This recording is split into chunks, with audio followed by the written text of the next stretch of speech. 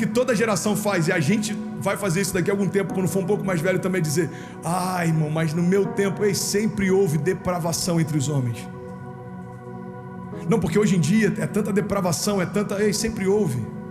Sodoma e Gomorra, a depravação era tão grande que quando Deus envia anjos, os homens desejaram ter os anjos, se é que você me entende, desejaram ter relações sexuais com os anjos, a ponto deles serem protegidos dentro da casa de um homem de Deus. Depravação sempre houve, crises, André, sempre houve, cativeiros sempre houve. A igreja, Israel, sempre viu cativeiros acontecendo, porque uma geração vivia milagres em Deus, mas ao longo do tempo, a geração seguinte se esquecia do que Deus havia feito no passado, e começava a negociar princípios, valores, aí começava a trazer para dentro das suas tribos, mulheres de outras culturas que adoravam outros deuses, começaram a negociar o altar de adoração, e aí o que acontece? A geração seguinte era levada cativa, os príncipes sendo levados para a Babilônia, e a gente fala: uau, que loucura, cara. A gente está vivendo no meio de uma Babilônia hoje, irmão. Babilônia sempre existiu. A grande questão, cara, olha para mim, tem sabedoria de Deus fluindo aqui. A grande questão é que a gente olha para Daniel, a gente acha incrível o fato de Daniel exercer influência no meio da Babilônia. Mas o que eu quero que você entenda é que o que fez Daniel ter relevância dentro da Babilônia era o fato da Babilônia não ter relevância dentro dele.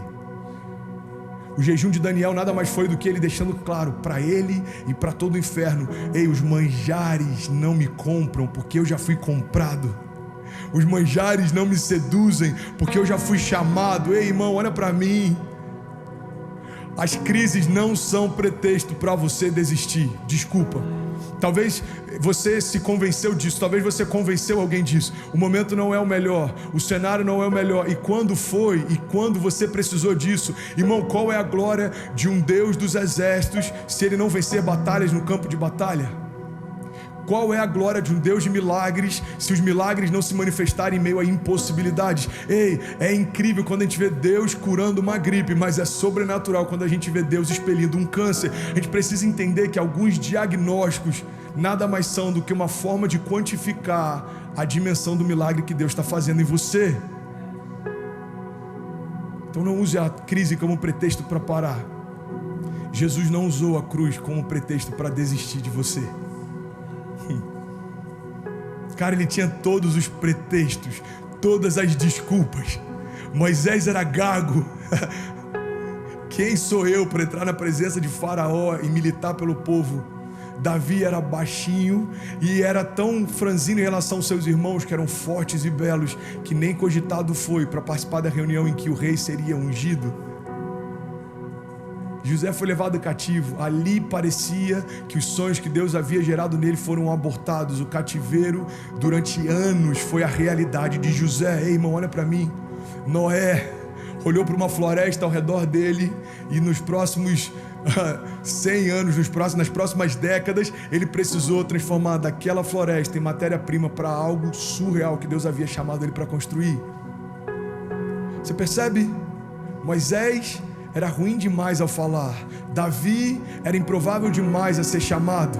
Noé tinha uma tarefa difícil demais. Jesus tinha uma cruz pesada demais, a ponto de não resistir carregá-la durante todo o percurso. Chamaram um homem para ajudá-lo a carregar até o final. Irmão, nenhum deles usou como pretexto os desafios, mas usou isso como combustível para cumprir a promessa que Deus havia feito. Ei, olha para mim, se você permanecer confiando no Deus que prometeu, você vai ver as promessas se cumprirem pelo mesmo Deus que fez as promessas. God will, God be, irmão. O Deus que envia, o Deus que promete, é o mesmo Deus que sustenta, é o mesmo Deus que faz infinitamente mais do que tudo aquilo que pedimos, pensamos, segundo o seu poder que em nós atua. Ei, é como se Deus falasse: eu já depositei em você a matéria-prima do teu milagre. A porção de fé que você tem, mesmo que seja pequena como um grão de mostarda, é suficiente. A porção de fé que você tem é suficiente para ativar o poder de ressurreição que em você foi depositado. Irmão, essa palavra, essa passagem é uma das que eu sou mais apaixonado. O mesmo poder que ressuscitou Jesus Cristo dos mortos agora habita em nós. Você pode declarar isso? Diga: há poder de ressurreição depositado em mim. Diga: há poder de ressurreição depositado em mim. Não, você não acredita nisso, irmão. Porque se você acreditasse, você celebraria mais. É como se Deus falasse: ei, tudo que pode parecer morto em você, basta uma palavra minha e vai ressuscitar. Há poder de ressurreição depositado em mim. Não é um consolo, é uma verdade. Não é um consolo como às vezes a gente, como humano, incapaz e limitado que é, chega no meio de um funeral, não tem o que falar, irmão. O que você vai falar para alguém que perdeu ou alguém que ama? Você fala: ei, tá tudo bem, fique em paz. Não tem o que falar. A gente precisa entender que palavras que Deus liberou não são consolo para no meio da crise a gente ficar se sentindo um pouco mais coberto. Ah não, pelo menos eu vou confiar nessa palavra porque ela vai trazer um pouco de consolo para mim. Não é consolo, é transformação. É Deus movendo cativeiros, é Deus mudando histórias, é Deus derrubando gigantes.